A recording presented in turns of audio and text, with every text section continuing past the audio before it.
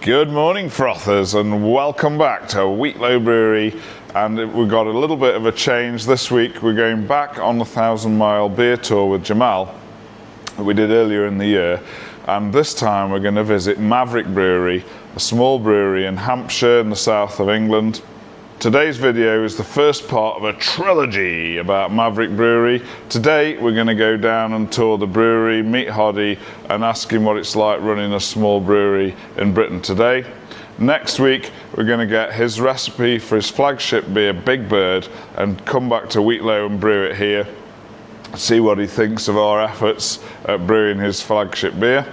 And then in episode 3 of the trilogy, we're going to go back down to Maverick and brew a collaboration beer, my recipe for Hop Shed, using Hoddy's brewery and license and so on, so it can actually be sold in his area, but also in my local pub, which will be a real treat for me to see a beer of mine on in the local pub. So frothers, lots of really interesting information to come in this episode and the coming two after this. So without further ado, let's go down to Maverick and meet Hoddy.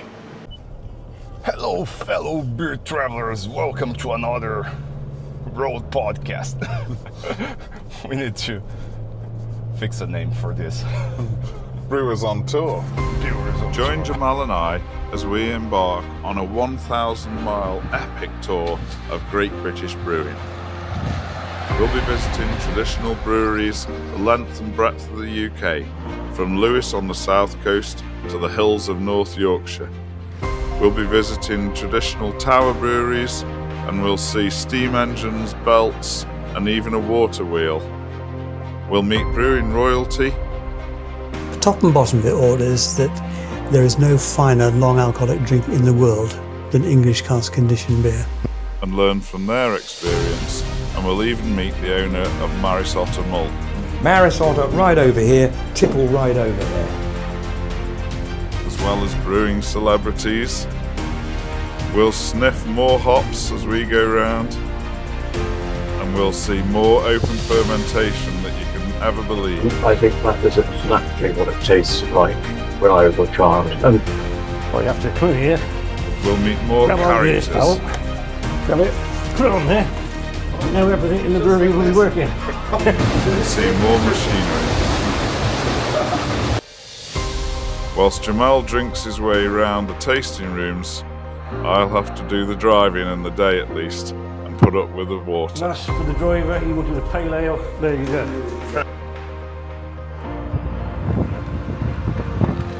Now you've all seen me wearing this top before, haven't you? But today is the first time that I've actually been to Maverick Brewery. So let's go in and see what it's all about. So do you want me to give you a quick tour? Yeah. Okay. Hot liquor tank, cold liquor tank. Size? Not big enough. Yeah, always. Always the way. Hot liquor tank is never big enough. So You need 3 times the size, don't you? easily, well, not specifically 3 times the size. So in theory, this is a 10 hectolitre brew house, right? So Yeah. 1,000 litres in theory, 6 brewers barrel. I find that too confusing a unit, so I go metric. But that mash tun, we can squeeze more out of it. So there has been a couple of occasions when I think I've squeezed final beer into tank about 1,100 litres. Yeah. But that actually equates to, oh crikey, just above the 1,100 litres on the kettle. So of course it's 1,000 litres, but it's 1,000 litres final. Yeah. So when I first started brewing, I was short brewing massively when I first started. So I was only doing like final 600-700 litre batches. And that's before I had any DPVs. So I had the open top lidded fermenters, and then I had 4 of those and I had 2 bright tanks, because that's what I bought with the brewery. So I was brewing into there, fermented out in there, dry hopping, wrapping the lids with cellophane after I dry hopped, as well to try and keep oxygen out, the whole 9 yards, paranoid, blowing CO2 through, all that sort of stuff. And then I'd come in of an evening during the week and then do a closed transfer out of the FV into bright tank. Right. So I'd clean and sterilise the bright tank, flush it with CO2 3 or 4 times, 1,000 litre bright tank, right? And then I'd hook up my CIP pump and It took a few attempts, and I lost a few batches that went brown because they got Really? oxidised. I found a way to arrange valves to be able to bleed the beer through the pump to prime it enough to then bleed it right before the bottom of the bright tank. And then once you got that right, you could then start letting it go by gravity, and then by a certain point, then start the pump, and then literally pump it across. Right. And then So the open NAFVs don't suit your beers, do they? Really? not really, no. So it was a bit of a challenge, and literally me peeking over the top of with the lid up like that, watching the beer go down, and I kind of after a while trained myself to know for each tank where the weld line was, where you had to stop, because of course if you went too low, the pump would just suck in air, and it would just then whip air into the beer and then push aerated beer into the bright tank, and you'd lose the whole tank because it'd just go brown. So yeah, I lost a few batches. That's why as soon as we'd made enough money and saved enough money up, we bought that tank there, FE, that DPV there, which I got cheap because I love a bargain, and it's quite wide and dumpy. All 3 tanks here are all the same volume. Okay. They're all 1,000 litre working volume. Yeah, that's interesting. But slightly different dimensions. Actually, that's my favourite, Yeah. weirdly. Suits your room better, doesn't it? Well, and I think the beer that comes out of there is better. It carbonates easier and better, and the trub and dry hop settles out quicker. Weirdly, even though it's taller, it settles out quicker for some reason. And the insulation on that one's better. So when I'm cold crushing it, I put these two onto cold crush at the same time. That one's got to cold crush temp 24 hours or 36 hours before that one. All right. So and that's literally just down to the insulation. Yeah. If you look at it, the dome on the top, that's not insulated. Yeah. It's just that bit around the middle, whereas here, this is insulated all the way up and the dome's much smaller. It's all these stupid little things that make difference. Anyway. It's always about knowing your equipment, isn't it? Well, yeah, this is it. So we started buying DPVs and replacing them because you're just not you're spending less time, right? So you're not transferring beer around all over the place, running risk of losing it. You're doing it all in one. You're carbonating it all in one. Just makes life easier. How many times do you have to sort of drop the yeast and hops and stuff? So I do one yeast dump generally, and then one hop dump generally. Because I don't really keep the beer in tank that long, I don't get too hung up about beer being sat on hops for too long. I know some people get really twitchy about, because literally I dry hop, 3 days later I'm cold crashing and carbonating. If it's getting cold, out. it doesn't seem to matter as No, much, that's does right, it? exactly. This is it. So I'm pushing it through pretty quick, like 3, maybe 4 days on the dry hop. I give it one of our, what I call rumbles, so I blow CO2 through it once after like 2 days, just to push the hops back up through the beer, just to get as much contact out of it. Right at the bottom, more. Yeah, no, right at the bottom, yeah. Assuming it's not got blocked with hops, which Yeah. does happen sometimes. You had to kind of, be creative in what you do. Sometimes what you can do is when you start to cold crush, it gets cold. If you cap the tank and put like a bar of pressure on it and leave it for 24 hours, and then if you dump the sidearm real quick, because you forced carbonation into the beer, it basically stirs it up. So I've done that before in the past. When the bottom port is blocked, you've got no way of rumbling it, just literally put some gas on it for 24 hours, come back, it's loud, but you just dump it. It's really nice. I really do loud. this. And 20 liters, just 20 liters. Yeah. It shakes out my brewery. Correct, yeah. Imagine this. Yeah. Oh yeah, it starts doing a dance on its own. 3 kilos, which is a huge pressure. Yeah. Which is like, I don't know, 60 psi. And boom. Yeah. It's so It's nice loud, to do. yeah, it's I do loud. this every time. Really? It's so nice. Yeah, but it's a good way of stirring a beer over. Do you know what I mean? If a homebrew perspective. So now what we do, we've now settled on batch sizes that matches exactly the size of the hot liquor tank. Yeah. So now, because what we were doing before, we would mash in, and we might mash in with like 550, 600 litres of water, and then our sparge might be another 600, 700 litres, so we'd have to top this back up again with another 150, which in theory you've got an hour while that's mashing and resting, but it's just a faff.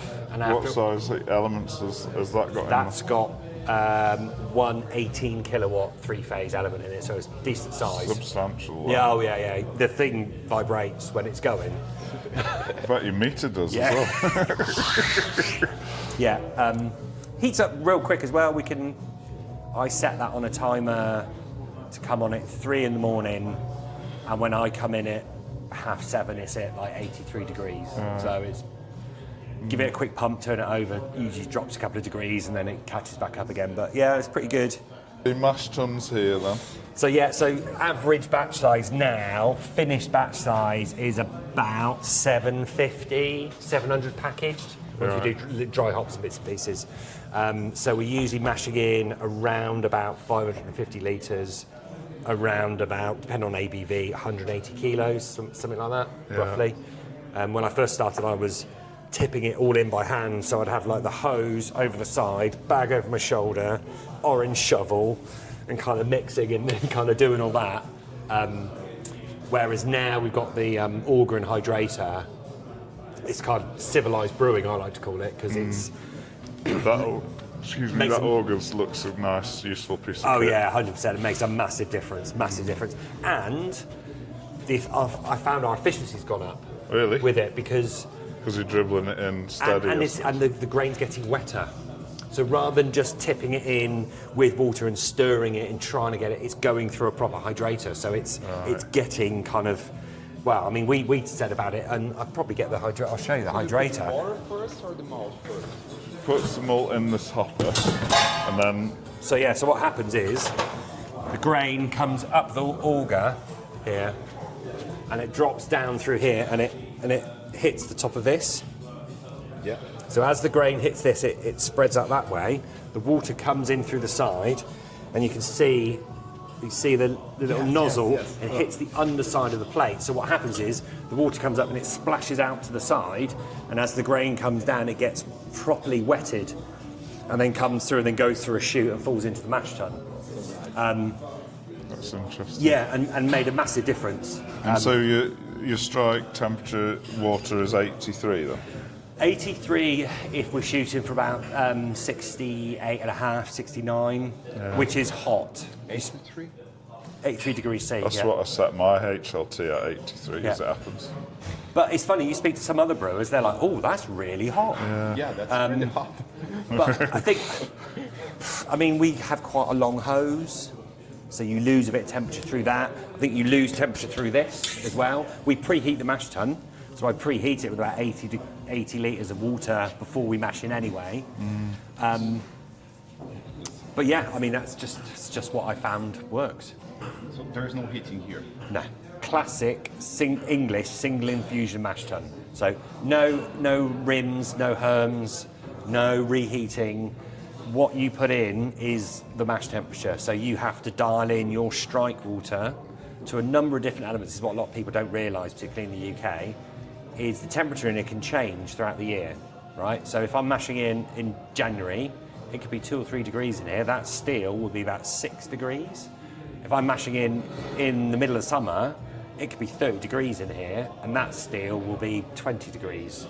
So actually, the temperature differential you have to take account for with your strike water and your grain temperature is warmer, just because of ambient as well.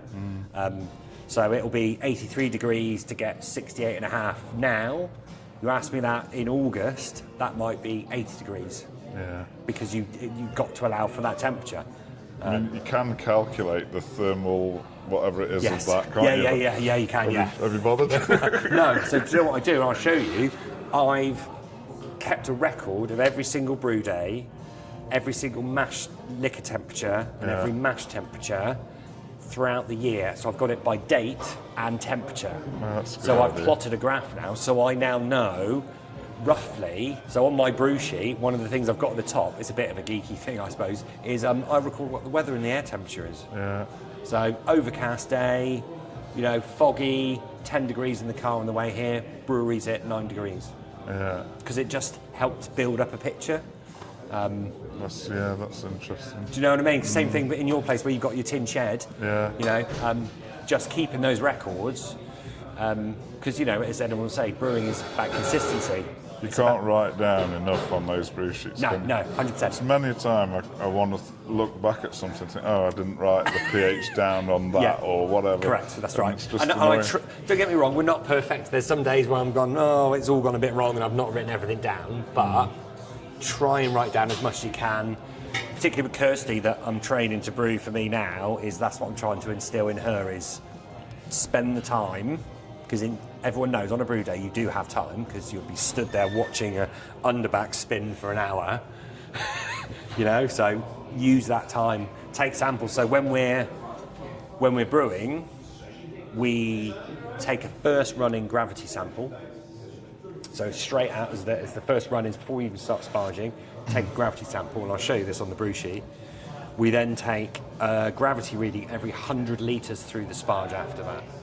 Because again, what that's helped me do is to build a profile of I know exactly how the mash is going to perform through the mash, sparge, and then final runnings. So we've proven it a few times where we've not taken readings. Kirsty's taken a reading, told me what the reading is, and I've told her how far through the sparge we are. Really? Really? Because you just see what's going to happen. And weirdly, the graph, I've plotted out in the graph. So, say first runnings will be 1070, for example, and then it then goes up. After about 100, 200 litres, it goes up, and it might go up to like 1090. So it's like the dead space empty. Yeah, first. and I think what it is when you're first running off at the bottom, it's that little bit weaker, and then as you're sparging, you're then getting into the really thick stuff. And then as you're running off and you're sparging, the water's coming, you're then washing it more and more.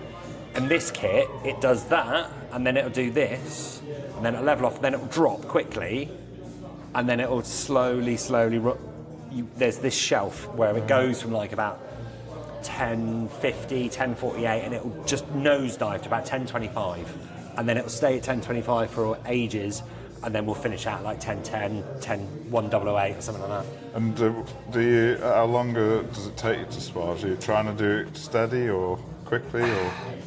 Happy medium, so try and aim for a sparge of about 80 minutes, 90 minutes. Yeah, so it's a fair while. Because it's quite a volume, right? It's 500, 600 litres we're sparging through, plus the final runnings as well. So I try and brew on whole volume. So what I mean by whole volume is we empty the whole hot liquor tank, that's the whole brew day, but we don't sparge through the mash tun until we hit the volume we want in the tank. I've got it to a point now where we mash to the volume to get the right consistency, and then we sparge everything else through it, and then we just let it keep running, and then we run everything out, and that 9 times out of 10 gives us our boil volume. Again, because you know your equipment. Yeah, and it's in 9 times out of 10 you're within 0.1, 0.2 of gravity and kettle. Right. And then when it goes through, gets into there, 9 times out of 10, plus or minus 0.1, 1 or 2 points up and down, pretty close. And is that your underback then there? It is indeed, yes.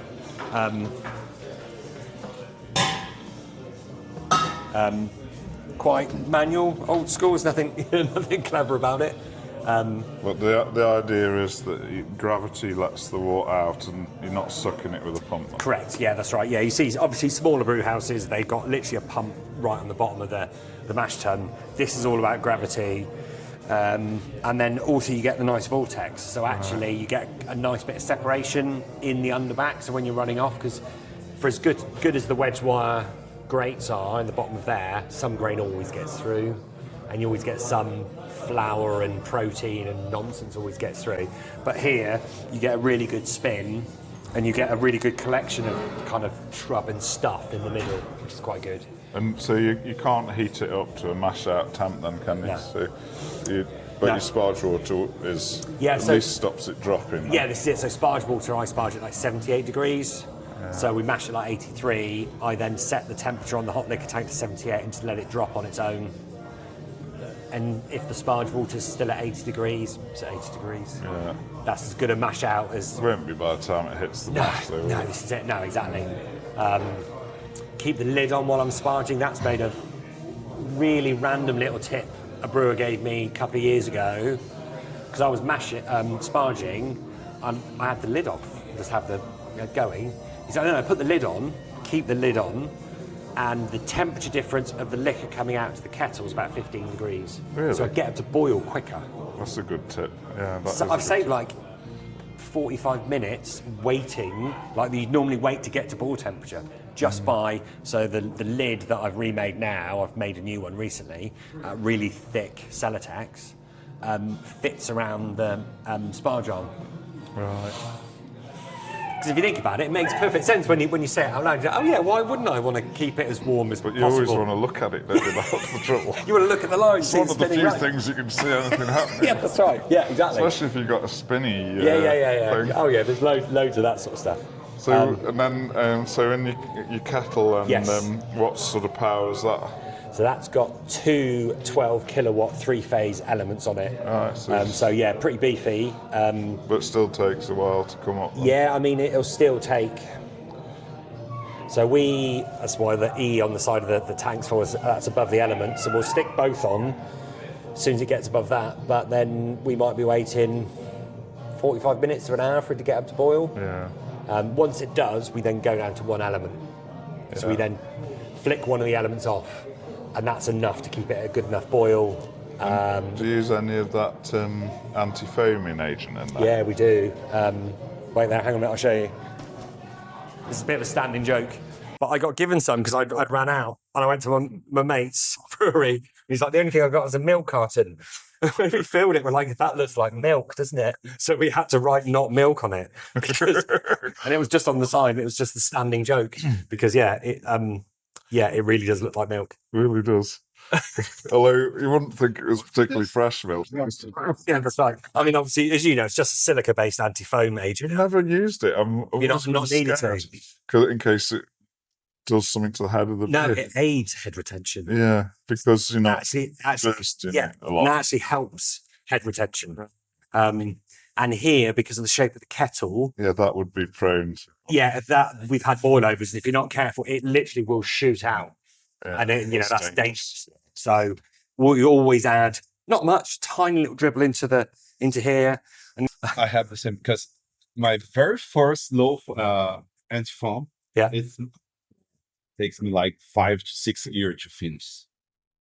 It's just tiny amounts. Yeah, only 5 much. years for me. Yeah, If you propagate your yeast, you must have anti-foam because you need air, oxygen to propagate, as we were talking before, because of the energy stuff. Yeah. You must have oxygen, and when you put too much oxygen, it's not your foam. there you go. And if you don't Yes, have there you any, go. you cannot propagate. So no, Because because we'll need them in it here. binds to the cell wall and goes with the cell, with the yeast. And even when you are propagating, if your pump is your compressor is too strong, you need to put more because it loses its effect through time. Right, let me get this stuff But out of the way. no, there is no effect. It doesn't affect the foam. No, yeah, I think it actually might improve. it slightly. improves head. Yeah, improves foam. It's counterintuitive. You think anti-foam? Well, surely I don't want to, but actually it helps. I've read recently that you can only create foam so many times that a beer Yes. lose the ability. Yeah, that's right. All You right. want to see the slide? Yeah, of course. So this is what we call the wet wire floor. So all of these strips that run are like a triangle. So they're triangular shaped down and pointing up. So yeah, and that's just that holds the grain behind. What have you got at the bottom of your mash It's tun? very Yeah. similar. Yeah. Do you know the volume of that space here? About 80 litres. 80. But it Yeah. doesn't matter because it's recoverable dead space. Yeah. So at the moment we jug over 40, 50 litres. Just to get the bits out. Yes. And just to start to get some of the dead space liquid back on top. Just to aid that side. And I was explaining to Jamal earlier that it's not that usual to have a separate whirlpool in small breweries here. Is it? No, but that's because I'm a hop fiend and a geek. So obviously we've got the normal kettle here, which you can see inside there. You see the Bring your light. see the elements in there.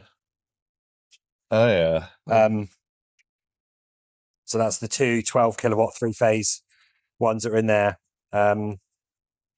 This kettle is great in some ways, but it's a nightmare in others. So once the wort is in here, you cannot get a reliable sample out of it. Oh right. So this sample tap, forget it.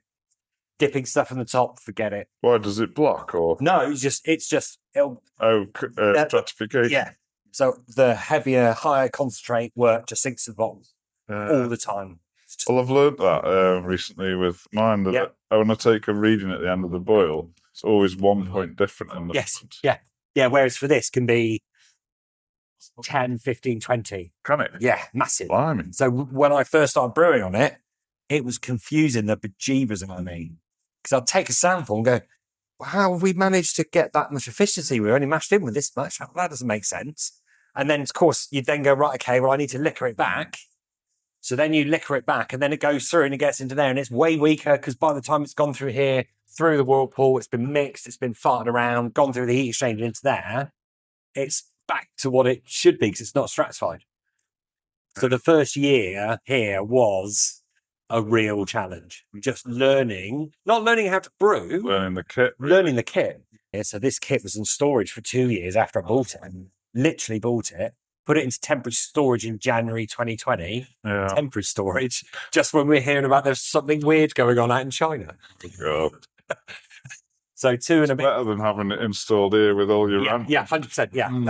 I say quite openly, I consider that we were so lucky. We dodged a bullet on that front. Because you're right, we could have been here 3-4 months just before COVID hit with all this kit, rent, rates, everything. You know, I think we're really lucky that we've sort of come out the other side of that without any of that debt and overhang off the back of COVID, like a lot of other breweries have. And unfortunately, they've never recovered from it. Some of them, they've never recovered. So, So the benefit of your whirlpool, then. So, as you know as well, Rich. So we're boiling in here, 60-minute boil or 70-minute boil, but 60-minute additions and thereafter. Once we're done with that, we then run the wort off the kettle through the heat exchanger and knock the wort down to about 78 degrees to whirlpool temperature. Because the pipe work isn't ideal, we've found a way. So we take it all the way out and push it back into the bottom of the whirlpool, knock that down to 78 degrees. And then we whirlpool for about 20 minutes. So benefit of the whirlpool is lower temperature. So you get very low IBU, so hop extraction, isomerization is super low. It's below 80 degrees. It basically falls off the edge of a cliff. You can, we might put like 2-3 kilos of hops into the whirlpool because it's a great way of getting flavor and aroma in there and a little bit of bitterness. A lot of our beers will get the majority of our bitterness through the whirlpool rather than in the kettle. Tiny amount in here just to make sure aids with head retention, stops boil overs, but mostly I will calculate to get all of our bitterness in here. I think it gives a smoother, rounder, softer bitterness. I think sometimes it can be a bit spiky. Do you know what I mean? And a bit kind of assertive sometimes. But so for you, the sweet spot's 78. 78 degrees is generally. A lot of ones I've seen are sort of 80, 82, something like that. Yeah. So you're really going for the softer side of it. Yeah, and as you'll find with some of the beers later, when you try, I'm not. It's not like I don't like bitterness. I'm averse to it, but I'm not. My beers definitely are not super sweet. They're not in that super sweet end of things. But there is like a subtle bitterness, I think, to all of the beers that I like to make. Ranging from 20, 25 IBUs to a lot of our hazy pales and IPAs and stuff like that. Yeah. The golden ale we've got on hand pull, that's 38 IBUs, nearly 40. So that's quite a solid bitterness to it, but I think it needs it. And then we'll get it into here. We'll then use the high shear whirlpool pump So you'll notice the depth of the face of this one is bigger because it's got a bigger impeller, so it's designed to be able to deal with pellets. Right. Because your standard work pump wouldn't be able to deal with T90s going through it in clog. Right. That's Because- interesting. Yeah, so I can show you. I've got a pump that's apart. The impeller design. Yeah, these wouldn't cope with it. And what do you call that again? Sorry. So that's a centrifugal pump. Yeah. But it's a high shear centrifugal pump, so it's designed to be able to shear through particles and not block. Yeah. Because the way these pumps work is the liquid comes in through the middle, and you've basically got like a think of it like two discs, right? That are clamped together like that, and the beer comes in through the middle, and then it goes into the casing. And what happens is this disc is spinning. It centrifugal. It flings the liquid out to the edges, right? As it's flinging it out to the edges, it comes out that hole. And that's basically how a centrifugal pump works. It flings it. So it's centrifugal force. With the particles. Then. Yeah, that's right, exactly. But the way that does it is the way the two plates are together. They've got like veins, guides inside them to direct the liquid as it's spinning. So what happens is, obviously, if you've got hot particles, they just get blocked up and it doesn't pump. So anytime you ever have one of these pumps and it's not pumping very well, 9 times out of 10, on the inlet side in the face, there's little holes on the inside. They'll be blocked. Right. 9 times out of 10. Interesting. Yeah, 100%. I made a mistake with this once where I was using climbing inside. 'Cause you have to climb inside to clean this, by the way. Do you? Yeah. Bloody hell, I don't think I'd manage that. Yeah, it's good being a hobbit. So what size waste would get through that little? Although I have now modified it, I've got a really good spray ball on it now. And then with that pump, when it's repaired, actually, most of the sidewalls now get clean. It's just the elements. You've got to stick your head in and scrub the elements because it's just the elements. Fair enough. Um, And your heat exchanger, then, how quick will it cool it? so, Reasonably quick, or? so obviously this is 78 degrees normally. So we will pour in here we spin with the hops in for 20 minutes. And then we shut the pump off and then we let it settle for another 10 to 15. Yeah. And because obviously it's spinning, we shut it off and let it just continue because then it forms the cone really nicely in the middle of the whirlpool. That's a filter there, is it? Yes, that's just a hop seed filter there. Is that quite clogged at the end or not? Can do, yes. Even though... From the first bit, presumably. Yeah, that's right. Yeah, exactly. Because there's still, in the whirlpool here, you will still have some hot particles in suspension for as much as you like. But generally, you've got to take it out and clean it. And it's not super fine, but it's fine enough. And then through the winter, we fill the cold liquor tank just straight out of groundwater. And that's enough, 1,100 litres, to chill a whole full batch down to 20 degrees as it goes through. In the summer, we have to put the chiller on the cold liquor tank because the groundwater is just not cold enough otherwise. But again, with that chill down to 4 degrees, we can do a whole batch and use like half a tank because it's like 4 degrees, so it chills it down. And then we recover all the hot water back into the hot liquor tank, and we recover that back at like 70 degrees. Right. So it's pretty efficient. Yeah. I mean, is your water hard here or not? No, we're super lucky here. Our water is super clean. Right. Still got an RO now. Yeah. But no, we're super lucky. Super lucky. That's good. Where we went yesterday, which was Donington, they get the water out of the ground, and it's so hard that the water wheel on the mill gets limescale that thick on it from cold water. Really? Yeah, unbelievable. Yeah. It's, I mean, I where I grew up in the West Country, that's real hard water area. Yeah, and literally kettles, you'll do a kettle in a year because it's just so hard.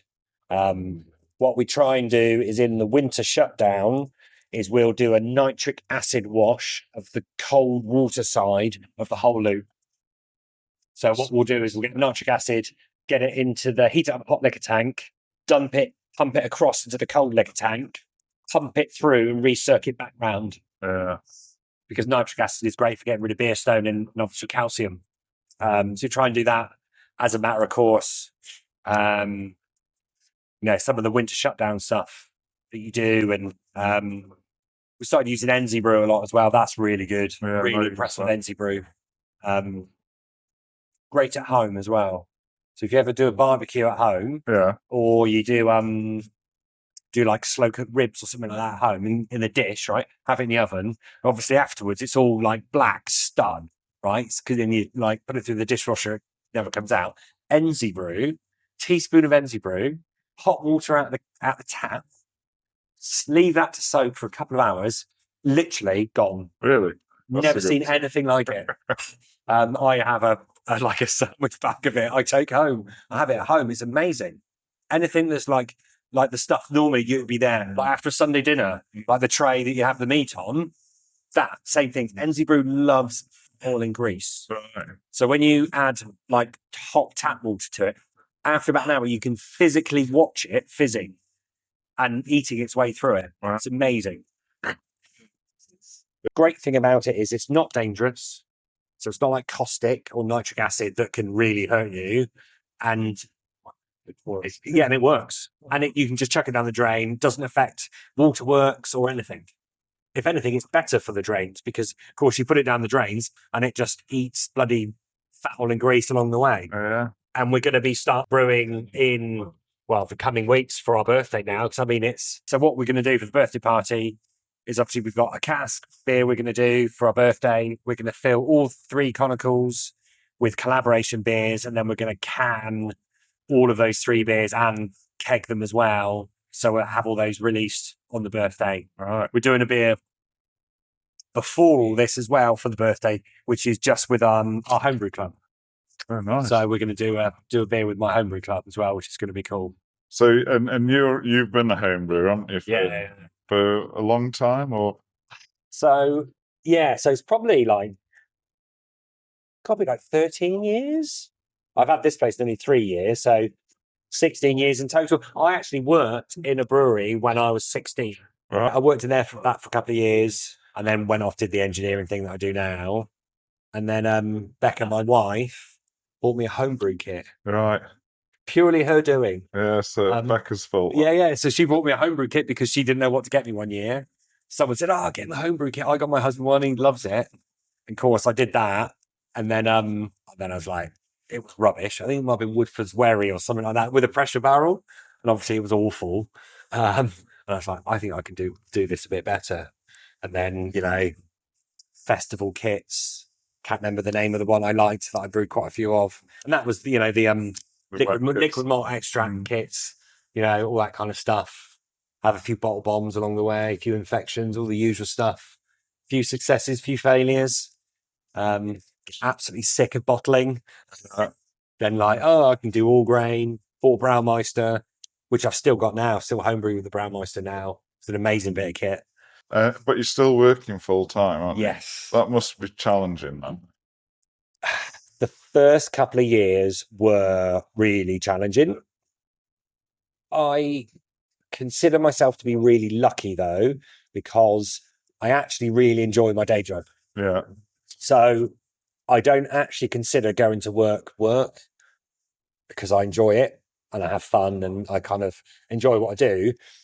But then I enjoy this as well. So doing a 9 to 5 or an 8 to 5 or whatever for the day job, and then coming here in the evening and being here from 6 or 7 till like 11 at night, I don't consider that to be work either because I'm doing something that I enjoy. So Makes for a happy marriage, never being at home. well, of course, the flip side to it is of course, my wife works full time and she's got the cookery school next door. Of course. So we take it in turns. We're serial workaholics.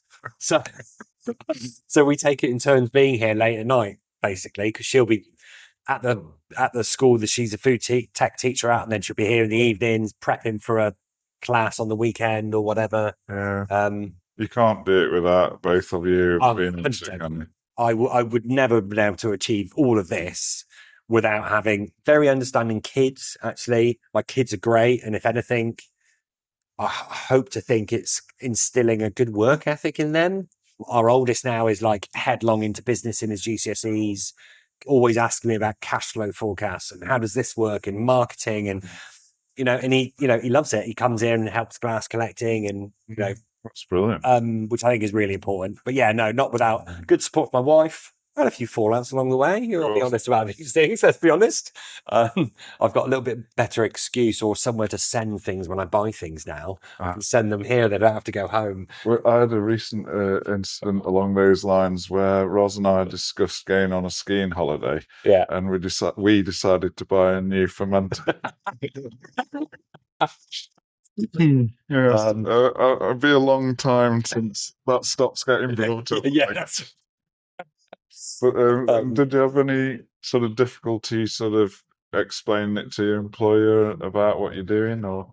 my employer doesn't know I have this business. Okay. And Cut that bit out. yeah. Well, I mean, to be honest, I've always been very clear about work and home. So actually, I've never allowed work and home to overlap ever. So I have people that I'm colleagues, that I'm friends with at work, but I'm not friends with them outside of work. No social media, nothing crosses over between the two. I've always been very, very clear for me about that's work. And then when I leave work and I come home and this is home and this is friends. And there's no conflict of interest in anything I do in my day job to this. So there's, as far as I'm concerned, there's no overlap. I'm not like the business I'm in. It's not like I've started a business doing the same thing on the side. Do you know what I mean? It's completely separate. And I don't take a salary from here. So I only ever put money in. I've never taken money out. So from that perspective, I kind of feel all right from that point of view. So that's a nice segue into because you've been running the business in your spare time for 3 years. Yeah. You've not taken any money out of the business. Yeah. And a lot of home brewers aspire to have their own real brewery, don't they? So what would you say, what would your message be to home brewers that are thinking of making the leap and going pro? The standard response, and a lot of brewers would say, don't do it, right? That's what a lot of people would say. I don't like to say that because it's not impossible and it's not a bad thing. I think you just need to know what you're getting into. That's the thing I've said to any of the homebrewers that I've met at BeerX and other bits and places and stuff like that is you've just got to know what you're getting into. The worst thing I would be afraid of for someone is to think getting into this is easy, cheap, and that, you'll just make beer and people will suddenly turn up and buy it, because it doesn't work that way. We've, learned the hard way. I've been very lucky. I've run businesses. I understand financially what it takes to run a business. A lot of brewers you meet, they're not business people. They just want to make beer. But unfortunately, you've got to be able to run a business and make beer, because without those two, that's why some small breweries never get past the first couple of years, because they've just been focused on making the beer and then they get into financial trouble. And when you're running a business, you're everything, aren't you? Yes, 100%. You're the brewer, the salesman, the drayman, the cellarman, the cleaner. Maintenance. Maintenance. I mean, so I'm really lucky here, right? So everything that we've got here, I've built, designed, put together. Obviously, I bought the brewery secondhand. This is one of the other things, actually, is I think, and I don't mean to be unkind about this, but a lot of people that open breweries, it becomes a vanity project. So they go out and they spend all this money on all this lovely, shiny new brewery because it's like, oh, I want the best of this and this and this. But guess what? I paid 10 grand for all of the brewery I bought originally. Bet you might be as just as good as someone that spent 200 grand on a brew house. So I think sometimes there's a vanity thing around, all the best new stuff. It becomes almost like a glamorous homebrew project, right? Yeah. Sure. There's a difference with spending a couple of grand on a brew kit at home to spending 200 grand on a brewery. But literally everything else I built. So I put all the electrics in, I put all the plumbing in, built the cold room. I had a guy come and build the cupboards for me, actually, because I was struggling to find the time to do that. I built the mobile bar, all the electrics. Something breaks, I fix it. That 100%. It was super helpful because you can save yourself a bloody fortune. Yeah. I mean, you know what you're doing, don't you? But I mean, my maintenance man journey has been, I just have to learn how to do it. Yeah, you do. Yeah, What other choice, Joe? Yeah, I mean, as you've seen on some of my homebrew, some of my YouTube videos, and I've got a few more coming up where, there's stuff I'm doing I've never done before, but you just apply common sense to it, or go and do some research and go, right, okay, this should be like this. Let's do it this way. And then sometimes you just got to make it up as you go along. Yeah. You just My wing it. motto. Yeah, that's right. Just wing it. But no, I wouldn't say don't do it. I would just say do your research. Be honest to yourself about it. And budget and then double it. And expect to work long hours for no money for years. Yeah. I mean, there's a jokey saying that some brewers will say, what's the best way to make a small fortune? Start off with a large fortune and open a brewery. But from a startup perspective, I reckon we probably spent maybe 20 grand getting this together. And then everything since then has just been make money, save it, buy the next thing. Yeah. Make money, save it, buy the next thing. We owe no one any money. Yeah. We've got no You loans. have to do it that way. Then, Yeah, I think because otherwise, you just got a debt to service then. And then, it's then when you fall behind on the debts, that's when things go wrong. So, we started out with 3 taps on the wall and we opened the tap room earlier than planned because we had no money. So we need to sell some beer because I really need some money because we were selling a bit to trade, but not much. We opened up. I bought some tables off Facebook Marketplace, some German kind of tables. And then, a few people came, then a few more people came. Then we added another tap, a few more people came, brewed some more. And it's just and now we're a team of 3 now. So, So does Kirsty work in the day then? yes. Yeah. So the great thing now is I'm doing very little evenings now because I've got Kirsty here during the day. So she's got to a point now where she's racking casks for me. She's packaging kegs. Not quite able to brew on her own just yet, but she's close, getting really close. And even if she does, I literally live like 5 minutes down the road. So, anything that happens, I can be here in no time. And she's going out doing deliveries for me. I do some deliveries still. I go out and see venues. So does she. Charlie's doing a lot of our social media stuff and our website stuff, as well as tap room. We all share the tap room between us. That's been really good. That's been a real step change actually, to go from it being just me and a bit of ad hoc Charlie to Kirsty and Charlie now kind of time duplication. Yes, it's a magic formula when you're starting off in business. Yeah. And then eventually you get to the point where you realise everybody's better than you at everything. Well, yeah, but I get asked all the time, when are you going to leave your day job? When are you going to be doing this full time? And I'm like, do you know what? I'm not. I really enjoy my day job, pays really well. And I'd rather we keep employing good people here and grow the business. And this business gets to a point that I can just manage it from my day job. And, eventually we get the right people in place and it can run itself. And what you're saying there is not a bad approach because that will force you to structure things in a more systemized way, more SOPs, things like that, because you'll have to because you're not there.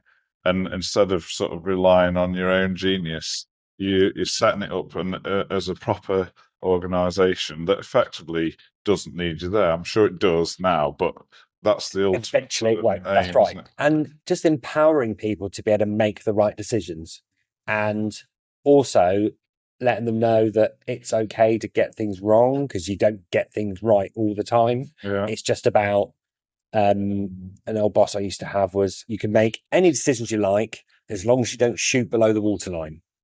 So you can make any decisions as long as it's not something that could have a catastrophic effect. So, someone going, actually, we're going to sign up for a deal with Tesco's for so-and-so cans. Do you know what I mean? But with a new bar and you want to get in there and actually, we'll do your deal on a few kegs because it gets us in there. Do you know what I mean? But I want people to be able to feel that they can make those decisions. Yeah. And not need me to ring me up and go, can I turn this tap on? Because nobody makes more mistakes than a business owner. That's my experience. I keep telling them, like, seriously, you would not believe the number of cock-ups I've made. But, best way is to learn from your mistakes, right? An experimental golden ale. So this is cask, pour, golden ale, but all SARS. So fermented with USO5. But just SARS all the way through the boil. maybe a tiny little dry hop. I just wanted to try it out. Give it a taste. You having one? Yeah, I'll get one as well. Yeah, I'll wait for you. Go on, experiment basically. It smells like you put a lot of SARS in. I always put a lot of hops in everything. So talk us through it then. How many IBUs or About 40 IBUs. and a lot in the whirlpool? Yeah, so Smell it, can't you? Yeah. So I mean, a lot in relation to a homebrew. Oh, I quite like it. Yeah, do you like it?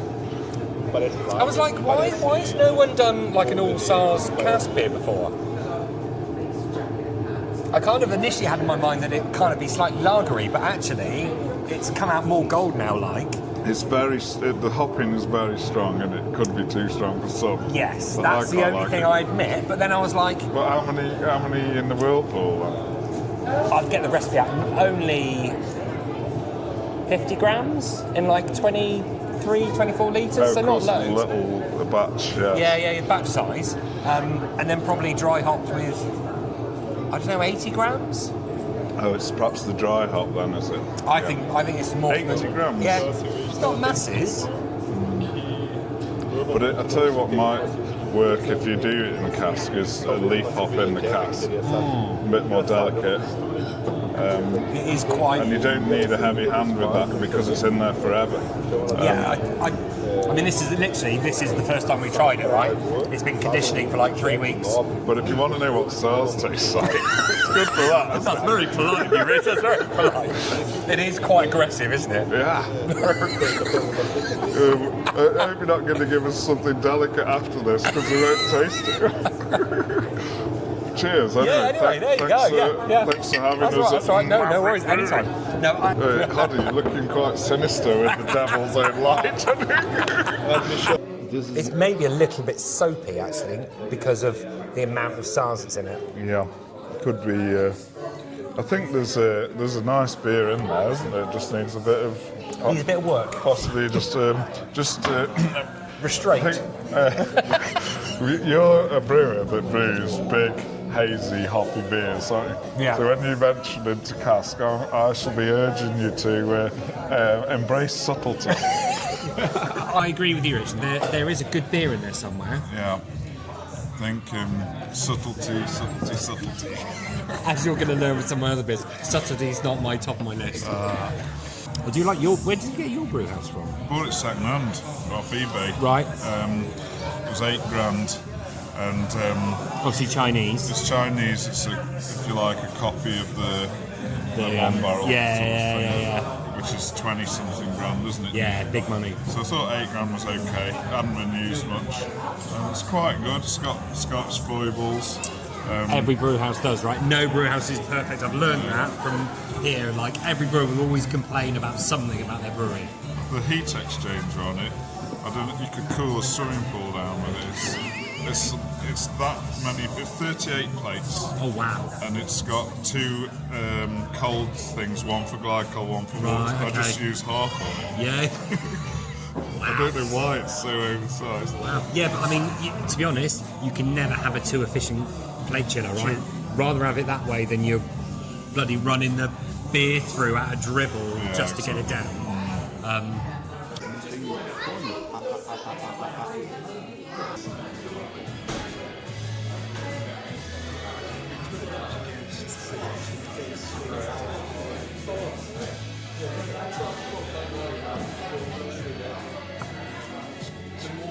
There you go, sir. Thank you very much. Cheers. So how does this rate as a brewery experience on the breweries? This is really good. The music is really good because I really like this music and Ollie's we don't really have good, this yeah. kind of music in pubs in Brazil. Oh, really? Yeah, we have like old rocks, of course, but like Jack Johnson and something like this. No, not at all. I have never heard something. Even, to be honest, in pubs in the UK, you don't really get this. So this is Hop Shed. So I brewed this and brought a little bit down for us to taste tonight. And what's the idea? Lovely, basically. It's lovely. Golden ale, 4%ish, just under. Cascade and Amarillo. Creamy, frothing head. And the idea is it's to try and be a reflection of what hophead used to be like, right? Before it was super commercialised and, you know, not ruined, but taken away from Dark Star.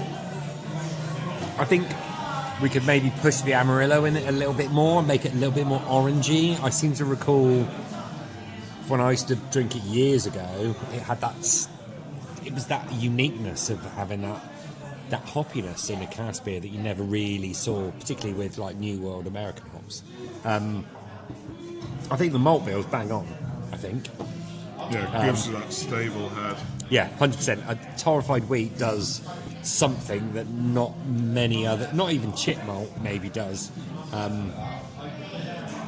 yeah, just maybe up, because, you know, I like a subtle hopping in a beer. But you're not allowed... Don't you say. So US-05 is a good yeast for brewing golden ale. It's Yeah. clean, yeah. Yeah, it's clean, ferments real quick, just doesn't muck about. So you are not looking for these easter profiles on No, we want this... golden ales? No, well, you can do, but it's not really, no. You want it to clean. finish clean. And it's more about fermenting down to the FG you want. So this is like, what, 1010? Yeah, Something like that. Which, because it's a cask beer, this is one of the things I really struggle with, Like in my more mind. attenuated. Yeah, the level of attenuation, but you're still retaining body, because it's that little bit warmer, it's through the hand pour, you're using a sparkler, you're getting more body in. Even for a 1010 beer, normally you would say that was like 1014, 1015, but actually it's that little bit lower in the scale. So the beauty of cask ale is, and it's 4%, it's golden, it's not carbonated really. In fact, when I bright barreled this into the vessel for tonight, it was really, if you drank it straight from the cask, it was quite flat. But once you pull it through the sparkler, Yeah, I mean, it's just insane, isn't it? It's just amazing. Yeah. And there is that orangey marmalade element to it. I think we could lift that a little bit more, just maybe get a bit more Amarillo into it. The question is, Rich, is this going to be our collaboration beer? Why not? Yeah. Do you think you'd be able to get some pubs to take a few casks of this? Well, I've always, of course, we all dream about having our beer in the local pub. So if you could brew and use your license and legality to sell it in our local pubs, then that would be amazing. Whether they'll buy it off me or not, or with me involved or not, I don't know. The difference with what you've done here is I didn't use torrefied wheat, but actually the torrefied wheat makes makes a big difference. I've used this malt. I'm so addicted to this malt bill that I use it for all of them. Because it's so reliable for the head. Definitely. Yeah, you can see the difference in the head retention of it. That's like at the giving end, the first pull real. At the end of the glass, for God's sake. I mean, it's still there. Yeah, I mean, if you walked into a pub and you could see people with a glass that empty. Yeah, and still with the head on it. Yeah, it's good. Yeah, no, that's really good. I think they like yours. Really good. Yeah. Didn't like it that much, obviously. Leave it if you don't want it. I want. Wow. Okay. But you owe yourself a saison. Do you want another one? Because this is Before we yours. speak again, you can have a saison.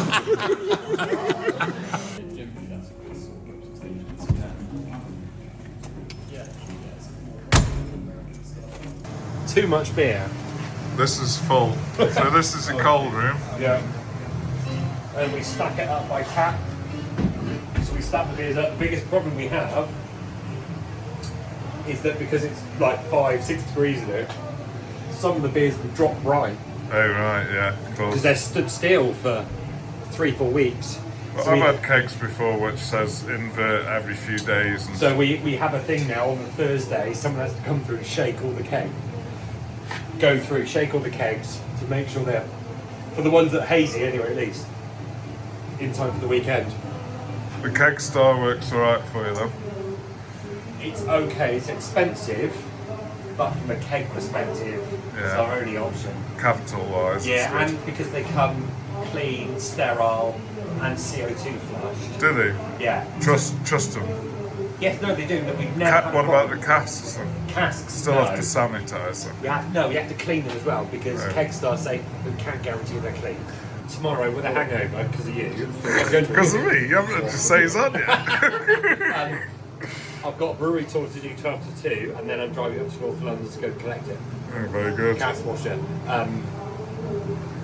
Oh, it's refreshing, isn't it? Oh, it's cold, isn't it? Yeah. Just under the Yeah, exactly. Wonga. But all of our beers are... Ar-condicionado bem forte aqui. This is the one thing, all of our beers are kept cold. Yeah.